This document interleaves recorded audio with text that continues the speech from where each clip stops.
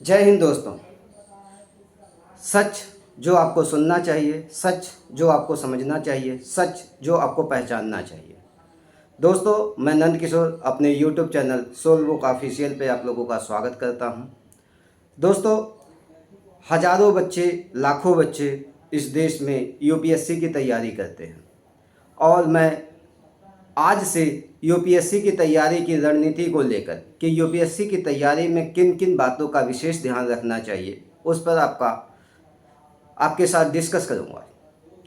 आप लोग जानते हैं यूपीएससी यानी यूनियन पब्लिक सर्विस कमीशन हर साल अपना एग्ज़ाम कंडक्ट करवाती है, जिसमें लगभग 24-25 सेवाओं के लिए वो एग्ज़ाम लेती है। इसका एग्ज़ाम 3 अखिल भारतीय सेवाओं और अन्य सेवाओं के लिए होता है और इसमें प्री मेंस इंटरव्यू 3 स्टेज पे इसका एग्ज़ाम होता है, जो कि आप लोग जानते ही हैं। अब हम आते हैं यूपीएससी में। आप देखते हैं कि हर साल लगभग 12 से 15 लाख बच्चे यूपीएससी का एग्ज़ाम भरते हैं, फॉर्म भरते हैं।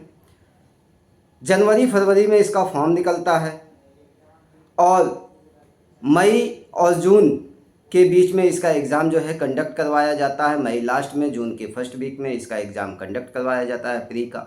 उसके 3 महीने बाद सितंबर के आसपास इसका मेंस का एग्ज़ाम होता है। फिर उसके बाद जनवरी फरवरी में इसका इंटरव्यू होता है। फाइनल रिज़ल्ट आपका मई तक आता है इसका।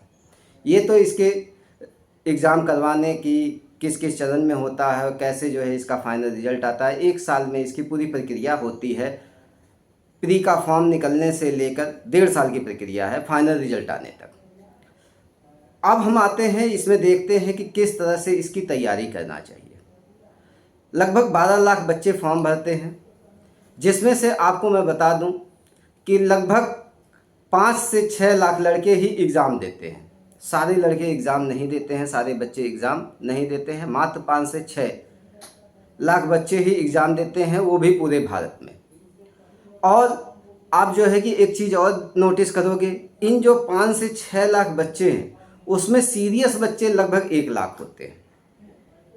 सीरियस बच्चे लगभग 1 लाख होते हैं और इन 1 लाख बच्चों में भी आप देखेंगे कि लगभग 40 से 50 हज़ार बच्चों को ये नहीं पता है कि कैसे तैयारी हमारी करनी चाहिए। मेहनत खूब करते हैं वो बच्चे, उनकी रणनीति उनको पता ही नहीं है कैसे जो है कि एक सही रणनीति बनाकर इसकी हम तैयारी करें और इस एग्ज़ाम को क्रैक कर ले जाए। इसीलिए आप देखते हैं कि मात्र 12,000 बच्चे जो प्री में क्वालिफाई होते हैं, उन सारे बच्चों को बीट करके आगे निकल जाते हैं। मेहनत सब बच्चे करते हैं, जो जितने एग्ज़ाम देते हैं सब बच्चे मेहनत करते हैं, लेकिन सीरियस उसमें से 1 लाख होंगे। 5-6 लाख बच्चों में से सीरियस 1 लाख होंगे। उन सीरियस बच्चों में भी आप ध्यान देंगे कि 40 से 50 हज़ार बच्चे ऐसे आपको मिलेंगे जिनको सही रणनीति ही नहीं मालूम है। वो बस जो है कि अंधाधुन अपना पढ़ाई किए जा रहे हैं। और जो बच्चे सही रणनीति अपना लेते हैं वही जो है क्या होता है, अगर उनका किस्मत साथ दे देती है तो pre mains and final selection उसका हो जाता है। ठीक है। अब हम आ जाते हैं कि यूपीएससी की तैयारी किन बच्चों को करनी चाहिए। तो यूपीएससी की तैयारी एक तो जो है कि जो बच्चा अपनी क्षमताओं पर पूरा विश्वास करता हो, उसी को जो है कि इसकी तैयारी में आना चाहिए। केवल सुनकर, केवल रील्स देखकर बच्चों को तैयारी करने के लिए नहीं आना चाहिए, या कोई आपकी बड़ाई कर दे तो इसके लिए यूपीएससी की तैयारी में आपको नहीं आना चाहिए। क्योंकि यूपीएससी की तैयारी भारत का सबसे टफेस्ट एग्ज़ाम है ये। और ये जो यूपीएससी की तैयारी है कोई हवा में नहीं होती है। इसके लिए आपको जो है कि ये 24 घंटे की जॉब वाली है, तो 24 घंटे आपको लगातार मेहनत करना होगा जब तक आपका सिलेक्शन नहीं होता। सोते जगते उठते बैठते हमेशा आपके ध्यान में जो है कि यूपीएससी रहना चाहिए। जो 24 घंटे अपने आप को इस चीज़ के लिए देने के लिए तैयार हो, वही जो है बच्चा इस फील्ड में तैयारी करने के लिए आए।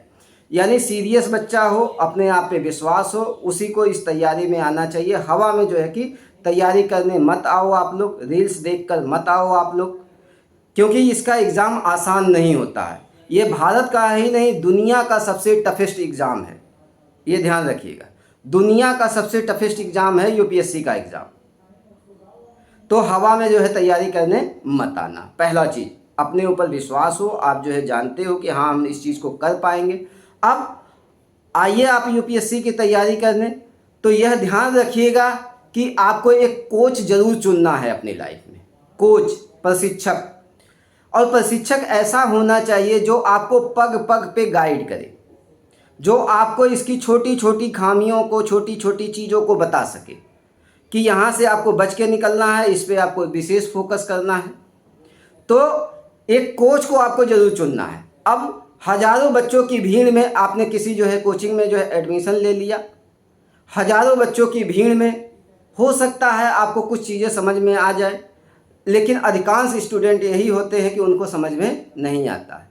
तो कोशिश करिए ऐसी जगह पे आप जो है कि एडमिशन लीजिए, या ऐसे लोगों को अपना कोच बनाइए जहाँ पे कम क्राउड हो, या जो आपके प्रति जो है डेडिकेट होकर काम कर रहे हैं।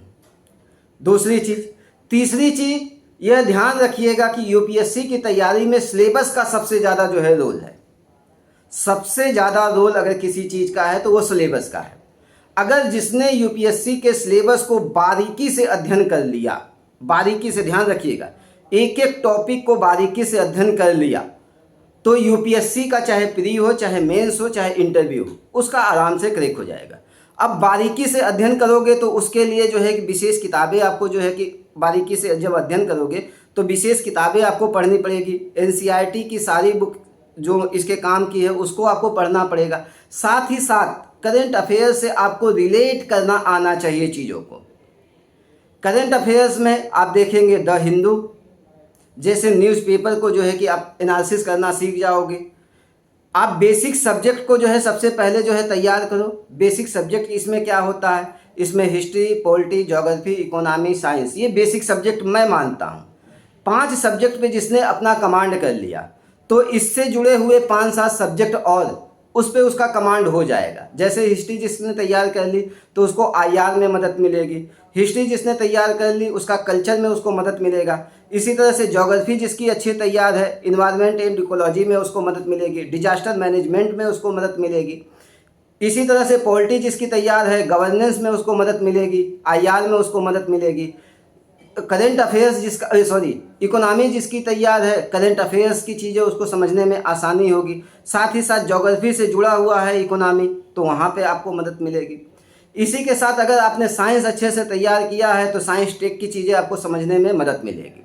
इसके अलावा आपका एथिक्स हो गया, सोशल जस्टिस हो गया, ये सारे जो है कि एक दूसरे से ही जुड़े हुए हैं। यानी आपको बेसिक सब्जेक्ट पे विशेष ध्यान दे के चलना है, बेसिक सब्जेक्ट को एकदम मजबूत करना है और उसको करंट से रिलेट करना सीखना होगा।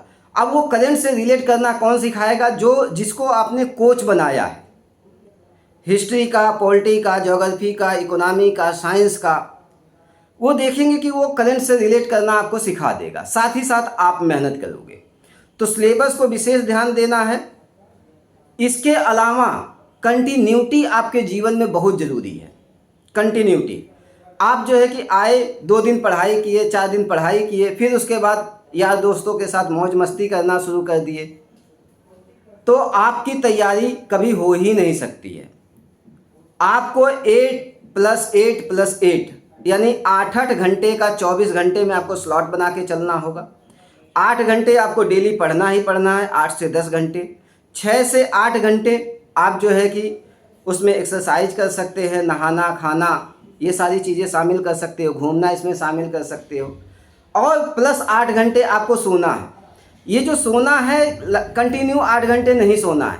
आप जो है इसको स्लॉट बांध लीजिए, 5 घंटे 6 घंटे का एक स्लॉट हो रात वाला। दिन में जो है कि 1-2 घंटे का जो है आप नींद ले सकते हो, ठीक है। इस तरह से करके 8 घंटे आप सोते हो, 8 घंटे आप पढ़ाई करते हो, 8 से 10 घंटे, 6 से 8 घंटे आप जो है क्या करते हो कि अदर एक्टिविटीज़ में अपना समय व्यतीत करते हो।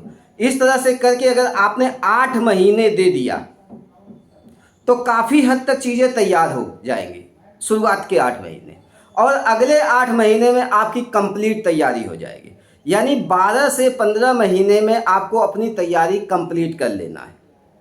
और ये जो फील्ड आप चुन रहे हो यूपीएससी, इसमें एक गलती की सज़ा पूरे 1 साल होती है। यानी आपका 0.01 नंबर से भी अगर यूपीएससी का एग्ज़ाम रुक गया, चाहे वो पीटी हो, चाहे मेंस हो, चाहे फाइनल सिलेक्शन हो, 0.01 नंबर से, तो आपको अगले साल ही एग्ज़ाम देने को मिलेगा। यानी एक गलती की सज़ा क्या है, पूरे 1 साल होती है। चांस आप लोग जानते ही है, यूपीएससी में जनरल कैटेगरी के लिए 6 चांस, ओबीसी के लिए 3 चांस और मिलता है, 9 चांस, और जो है कि जो कैटेगरी से होते हैं, एससी एसटी होते हैं, उनको 5 साल छूट मिल। तो चीज़ों को ध्यान में रखिए, मैं आपको रणनीति बताता जाऊंगा। हर चीज़ पे एकदम बारीकी से नज़र रख के जो है आपको जो है बताऊंगा कि किस तरह से कहाँ कहाँ बच्चा गलतियां करता है यूपीएससी की तैयारी के दौरान, और कहाँ वो फेल होगा। अगर उसने जो है कि सही रणनीति बनाया, एक सही कोच को चुना, और कोच ऐसा नहीं है कि क्या बोलते हैं कि आप कोचिंग में जाओगे तो हर सब्जेक्ट जो टीचर पढ़ाता है अलग अलग वही कोच होगा। कोच कोई एक ही हो सकता है जो आपको सारे सब्जेक्ट के लिए गाइड कर सकता है। ऐसा नहीं है कि बहुत जो है कि क्या बोलते हैं कि भाई ये सब्जेक्ट है तो यही टीचर ही आपको गाइड करेगा, ऐसा नहीं है। मैं यूपीएससी में ऐसी चीज़ नहीं मानता, क्योंकि जो यूपीएससी की तैयारी किया होगा उसको हिस्ट्री की भी जानकारी है, उसको पॉलिटी की भी जानकारी है, उसको ज्योग्राफी की भी जानकारी है, उसको इकोनॉमी की भी जानकारी, उसको साइंस की भी जानकारी है, उसको आईआर की भी जानकारी है, उसको कल्चर की भी जानकारी है, उसको इन्वायरमेंट एंड इकोलॉजी की भी जानकारी है, उसको इथिक्स की भी जानकारी, सब चीज़ें वो जो है पढ़ा हुआ है। तो किसी एक को भी कोच बनाओगे तो भी आपकी नैया पार हो जाएगी। यूपीएससी में इस चीज़ का ध्यान रखना, जरूरी नहीं है कि 10 कोच बनाओ।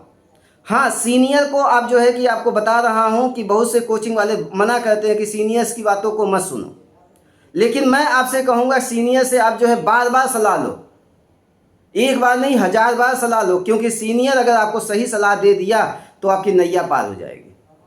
कोचिंग वाला तो अपनी जो है कि ये दुकान चलाने के लिए इस चीज़ को बताता है कि अगर जो है ये सीनियर्स के पास जाएंगे तो सीनियर्स हमारी पोल खोल देंगे और बच्चा हमारे यहाँ एडमिशन नहीं लेगा।